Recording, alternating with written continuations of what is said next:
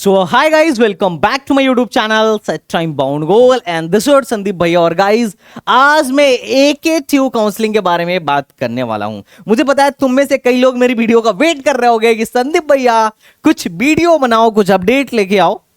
बात तो सही है। हालांकि अपडेट इतना जरूरी था कि मुझे आना पड़ा एंड इट्स वेरी इंपॉर्टेंट। इससे पहले मैं आपको बताया था कि 10,000 से ज्यादा सीट्स बढ़ी हैं और ये तो हो गया। 10,000 से ज्यादा सीट्स बढ़ी हैं तो हो गया। कहां कहां बढ़ी हैं इसके बारे में डिस्कशन होगा। उसके वजह से कट ऑफ पे क्या इंपैक्ट पड़ेगा I have already discuss. But आज की वीडियो थोड़ा सा सेंसिटिव है। आप बोलोगे सेंसिटिव कैसे है, तो पहले मैं आपको इस मामले को समझाता हूं। इस मामले को आप अच्छे से समझो और उसके बाद ही आप कुछ कहना। ये मतलब थोड़ा सा होना एक तरीके से असंभव जैसा था, बट ये चीज हुआ और ये चीज, इस चीज से तो मैं बिल्कुल भी थोड़ा सा खुश नहीं हूं। और हालांकि ये मेरा पर्सनल कुछ नहीं है, बट ये जो डिसीजन है AKTU का, ये मुझे थोड़ा सा बहुत सही नहीं लगा। बट चूंकि AKTU में बहुत ही बुद्धिजीवी लोग बैठे हैं तो मैं इस मामले में कुछ नहीं कहना चाहूंगा। ठीक है, ना तो मैं इसके अगेंस्ट हूं, ना ही मैं इसके साथ हूं, बट मैं इस मामले को आपको थोड़ा समझाना चाहता हूं। पहले आप समझो कि AKTU में क्या हो रहा है। आपकी चॉइस फिलिंग 15 से है, लेकिन 15 से पहले कुछ चेंजेस हुए हैं, कुछ नियमों में बदलाव हुआ है। जो रूल बुक है अभी थोड़ा सा उसके नियम में बदलाव हुआ है और ये बदलाव थोड़ा नहीं बहुत ज्यादा है। इस बदलाव से कुछ लोग ऐसे होंगे, एक भाग ऐसा होगा जिसे बहुत ज्यादा फायदा होगा और एक भाग ऐसा होगा जिसको जीरो फायदा होगा। तो अभी कौन भाग है जिसको, कौन लोग हैं जिसको बहुत ज्यादा फायदा मिलने वाला है, मतलब अनएक्सपेक्टेड फायदा मिलने वाला है, इसके बारे में भी मैं बात करूंगा। और एक कौन लोग ऐसे हैं जिनको बहुत ज्यादा लाभ नहीं देखने को मिलेगा इसके बारे में भी मैं बात करूंगा। तो थोड़ी सी बात सेंसिटिव है and I am not responsible for anything. मैं पहले आपको डिस्क्लेमर देके बता देता हूं, ठीक है। इस बात को मेरे ऊपर मत लेना, आप ऑफिशियली जाके इसे पहले वेरीफाई करना। हालांकि ऑफिशियली एक तरीके से समझो है ना, जो मेरे पास जो इससे रिलेटेड प्रूफ्स हैं I will send it my Telegram channel and I hope आप लोगों ने मेरे टेलीग्राम चैनल को डाउनलोड भी, टेलीग्राम चैनल को ज्वाइन भी कर लिया होगा। टेलीग्राम चैनल की लिंक डिस्क्रिप्शन में है, that is STBZ Academy। But although just leave all this things, I am just going to start this video. और ये वीडियो बहुत ज्यादा इंपॉर्टेंट है। जो पेरेंट्स हैं वो मेरी बात को समझेंगे, जो बच्चे हैं मुझे नहीं पता वो समझेंगे कि नहीं समझेंगे, लेकिन यार तुम मुझे अपना ही आदमी समझना है ना। किसी सियासी मामले में मत घसीट के लेके जाना and I am not interested in that part. तुम अपना भाई समझना, चाहे तुम जिस भी कास्ट के हो, जिस भी रिलीजन के हो, it's doesn't matter for me, everything is equal for me. So just I am going to start this session. एक था कि एक अभी आर्टिकल था, आज पेपर में भी आया है, दैनिक जागरण में आया है कि EWS अभ्यर्थियों के लिए 25% सीटें बढ़ी AKTU। अच्छा, कल इन्होंने, राजीव जी ने, इन्होंने भी ट्वीट किया था कि बैठक में संबद्धता को लेकर सुप्रीम कोर्ट से राहत मिलने के बाद शासन ने जिन संस्थाओं की संबद्धता के लिए अनुमति मिली है उसमें संबद्धता देने की मंजूरी दी गई। वहीं AICT के प्रावधान के तहत EWS के तहत 25% सीटें बढ़ाने का प्रस्ताव भी सहमति दी गई है। मतलब EWS की सीटें पहले 10% रिजर्व थी, अब इसमें इनकी सीटों को बढ़ा के इनकी सीटों को 25% से बढ़ा दिया गया, 25% हो गई। तो ये थोड़ा सा ना बड़ा मुझे ऑकवर्ड सा फील हुआ, क्योंकि जब बढ़ना ही था तो सबके लिए बढ़ता, या किसी का ये क्या बढ़ा, मतलब व्हाट इज दिस। हाँ, हालांकि ये जो EWS की सीटें थी ये अलग से बढ़ाई गई थी। ऐसा नहीं था कि जो EWS को जब EWS को रिजर्वेशन दिया जा रहा था, मैं तुम्हें बताता हूं, EWS को जब रिजर्वेशन दिया जा रहा था तो इसमें था कि प्रदेश के सभी राजकीय, अनुदानित और निजी शैक्षिक संस्थानों में आर्थिक रूप से कमजोर वर्ग EWS इकोनॉमिकल वेकर सेक्शन के अंतर्गत जो भी लोग आ रहे हैं उनके लिए 10% आरक्षण दिया गया था। उस टाइम पे जब EWS आया था तो 10% का आरक्षण दिया गया था। और ये सप्लीमेंट्री सीट्स इंक्रीज हुई थी। ये सप्लीमेंट्री सीट 10% अतिरिक्त सीटों की वृद्धि करके बढ़ाई गई थी। जैसे अगर मान लो किसी कॉलेज में पहले 100 सीट था तो ऐसा नहीं हुआ था कि उस 100 में से ही EWS ईडब्ल्यूएस को 10 दे दिया गया था और अब 90 सीट कर दिया गया और 10 उसके लिए रिजर्व कर दिया गया। ऐसा नहीं किया गया था। उस टाइम पे क्या किया था कि सीटें बढ़ाई गई थी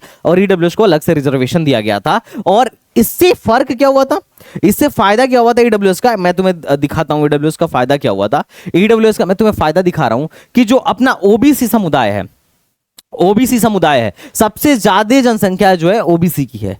ओबीसी को 27% का रिजर्वेशन था और ईडब्ल्यूएस का जो रिजर्वेशन था वो 10% का रिजर्वेशन था। फिर भी जो इनकी कट ऑफ जाती थी ना इन दोनों की, ऑलमोस्ट सेम हो जाती थी, ऑलमोस्ट। अब तुम कह रहोगे कि कैसे, क्योंकि इनकी जनसंख्या कम थी ना, ऑलमोस्ट सेम हो जाया करती थी। अरे तुम कट ऑफ निकाल के देखो ना यार, तुम जेई की कट ऑफ निकाल के देखो, बस ऐसे किसी पे भी सर्च कर लो जेई मेन 2023 कट ऑफ।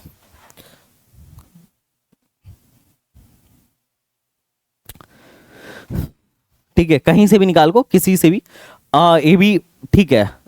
अगर मैं तुम्हें दिखाऊं, ठीक है, अगर मैं तुम्हें दिखाऊं किसी का भी वेबसाइट निकाल के देख, तो अगर मैं जे मतलब एक जेई मेन का जो कट ऑफ था जे एडवांस के लिए, अगर मैं उस पर एक अनुमानता बात करूं ना, तो तुम यहाँ पे देखो 2022 का जो कट ऑफ है, 2022 का एक कट ऑफ है, 2022 का ओबीसी का कट ऑफ जो था 67 परसेंटाइल थी और ईडब्ल्यूएस का जो कट ऑफ था 63 था, मतलब ओबीसी से भी कम गया था। इनका 10% का ही रिजर्वेशन था फिर भी, और ओबीसी का 27% का रिजर्वेशन है फिर भी। 2021 में भी कम था, 2020 में भी कम था। हालांकि 2023 में इस बार थोड़ा ज्यादा रहा, 2023 में ज्यादा रहा। अच्छा, ये मत समझ लेना कि वेबसाइट में जो दिखा रहा हूं ये वो है, लेकिन इतना डेटा तो हर एक वेबसाइट सही डालती है। कोई इतना डेटा मतलब इतना डेटा कोई भी वेबसाइट खराब नहीं डाल देगी कि कट ऑफ ही खराब डाल दिया। लेकिन ये तुम समझो पहले बात को, ये तुम समझो पहले बात को जो मैं तुम्हें कह रहा हूं। अगर मैं तुम्हें ये दिखाऊं ऑफिशियल जो कट ऑफ रिलीज हुई थी 2023 की, लेट मी शो यू कि क्या चल रहा है। ठीक है, ये 2023 का ईडब्ल्यूएस 73 गया था और ईडब्ल्यूएस 75 गया था और ओबीसी 73 गया था, जबकि जनरल 90 गया था। तो ईडब्ल्यूएस लगने से जनरल के जो कैंडिडेट ईडब्ल्यू सेक्शन में आए उनको बहुत ही ज्यादा फायदा हुआ। ऑलमोस्ट ईडब्ल्यूएस वाला कैंडिडेट और ओबीसी वाले कैंडिडेट को बराबर का फायदा दिखने लगा। अगर मैं रिजर्वेशन की बात करूं, तो तुम देखोगे, अगर मैं रिजर्वेशन की बात करूं, जेई मेन के या जोसा के रिजर्वेशन की बात करूं, तो शेड्यूल कास्ट को 15% दिया गया, शेड्यूल कास्ट को 15% का रिजर्वेशन दिया गया था।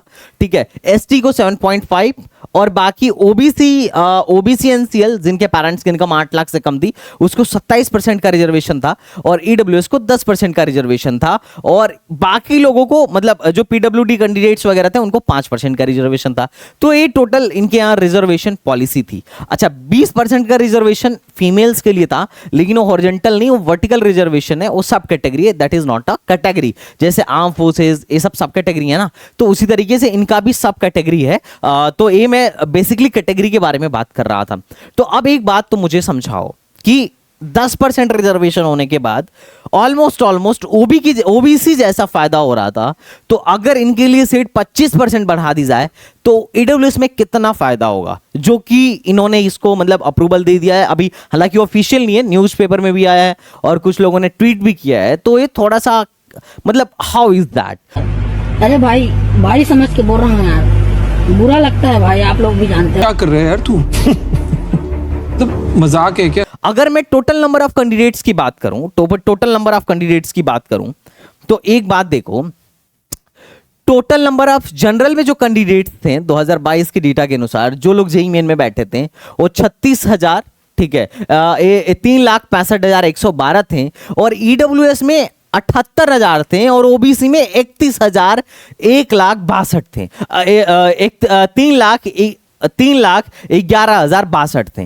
तो अगर जनरल के बाद सबसे ज्यादा बात करूं, सबसे ज्यादा कैंडिडेट्स किस में है तो ओबीसी में है, तो इनको आप 27% का रिजर्वेशन दे रहे हो और ईडब्ल्यूएस में 10% का रिजर्वेशन पहले से ही था, एससी को आप 15% का रिजर्वेशन दे रहे हो। और अब सोचो तुम एक बात मुझे बताओ, एससी से भी कम लोग ईडब्ल्यूएस कैटेगरी में थे, तो अगर ईडब्ल्यूएस की सीटें 25% से बढ़ा दी जाए, तो भाई फिर क्या मामला रहा? फिर तो इस पता चलेगा लगेगा कि इनका कट ऑफ एससी वालों जैसा जाने लगेगा, ऐसा मतलब ईडब्ल्यूएस का बंदा और एससी वाला मतलब ओबीसी को भी पिछाड़ के ओबीसी वाला बंदा अगर 10 नंबर पे जो कॉलेज पा रहा है वही कॉलेज हो सकता है कि एससी वाला 4 नंबर पे पा रहा हो और ये पता चलेगा 5 या 6 नंबर पे पा रहे होंगे। मतलब इतना ज्यादा फायदा, मतलब आई डोंट नो कि ये क्या रूल है।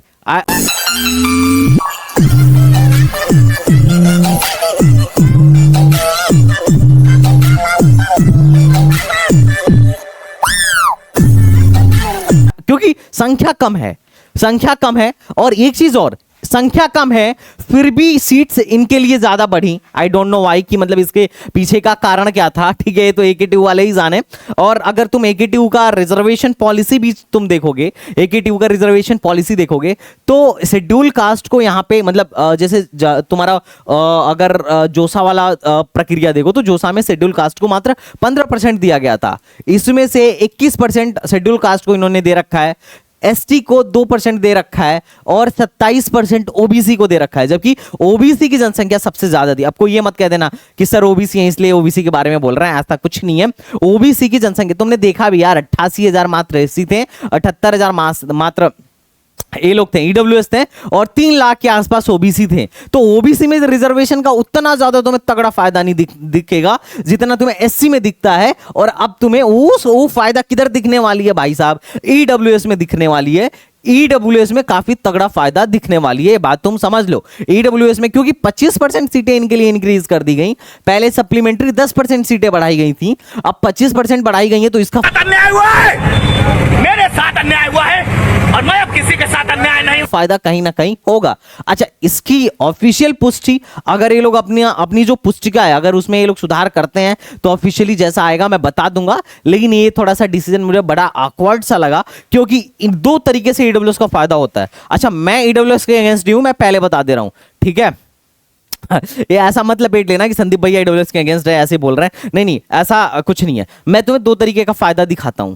एक फायदा इनको सबसे ज्यादा कहां होता है, मैं तुम्हें I would like to just show something. Okay, seat conversion rule में सीट अलॉटमेंट राउंड 2 में होता क्या है, सीट कन्वर्जन होता है किसका, सब कैटेगरी का। किसका भाई, सब कैटेगरी का। जैसे गर्ल की सीट, फ्रीडम फाइटर की सीट, फिजिकल हैंडीकैप्ड की सीट, आर्म फोर्सेस की सीट, इन सबको क्या कर दिया जाता है, इनके पेरेंट कैटेगरी में भेज दिया जाता है। जो ओपन गर्ल थी ओपन में, जो एससी गर्ल थी वो एससी में, जो एसटी गर्ल थी वो एसटी में, जो बीसी गर्ल थी बीसी में। लेकिन ईडब्ल्यूएस पे इसका कोई फर्क नहीं पड़ता है। No conversion of SC ST BC and EWS seat will convert in this round. मतलब पहले दूसरे राउंड में क्या होता है, पहले राउंड में तो सबको ऐसे मिलेगा अपने अपने रूल के हिसाब से। दूसरे राउंड में ये लोग क्या करते हैं, दूसरे राउंड में सीट कन्वर्ज करते हैं किसका, सब कैटेगरी का। और तब तक कन्वर्ट करते हैं जब तक सब कैटेगरी की सीट 0 नहीं हो जाती है और सब कैटेगरी को उनके पेरेंट कैटेगरी में भेज देते हैं। उसके बाद से सब कैटेगरी नहीं लगती है, ठीक। अगर थोड़ा सा और आगे बढ़ो तो मैं तुम्हें कुछ और दिखाऊंगा जो इससे भी ज्यादा समझदारी वाली बात है। Seat conversion in round 3, round 3 में सीट कन्वर्ज किया जाता है after doing all type of conversion as अब said all their vacant seat of ST then convert into will be followed again. जब तक कि एसटी की सीट 0 ना कर दिया जाए तब तक इसको कन्वर्ट करके ओपन बनाया जाता है। एससी कैटेगरी के सीट को भी जब तक एससी की सीट 0 नहीं हो जाती है इसको कन्वर्ट करके ओपन में भेजा जाता है। और उसके बाद बीसी कैटेगरी के सीट को भी जितने बीसी के बंदे हैं उनको अलॉट करके 0 करके फिर सबको उसके बाद जो बचती है उसको सबको ओपन में भेज दिया जाता है। और सेम चीज इसके में after doing all type of conversion if there any vacant seat in SC ST and BC then conversion rule will be followed again and the process will followed until the seat of SC and BC become 0। जब तक SC और BC की seat 0 नहीं हो जाती है। लेकिन no conversion of TFW और finally vacant seat will be available only in open and EWS. लेकिन तीसरे के बाद भी फाइनली 2 कैटेगरी की सीटें रह जाती हैं। कौन सी, एक ओपन और एक ईडब्ल्यूएस। और ईडब्ल्यूएस कैटेगरी ऐसी है जो स्पॉट तक जाती है, मतलब इनकी सीटें कभी कन्वर्ज नहीं होती हैं। सबकी सीट को कन्वर्ज करके जनरल बना दोगे, सबकी सीट को जनरल बना दिया जाता है 30 राउंड के बाद, लेकिन ईडब्ल्यूएस की सीट को कन्वर्जन नहीं किया जाता है। जलवा है हमारा।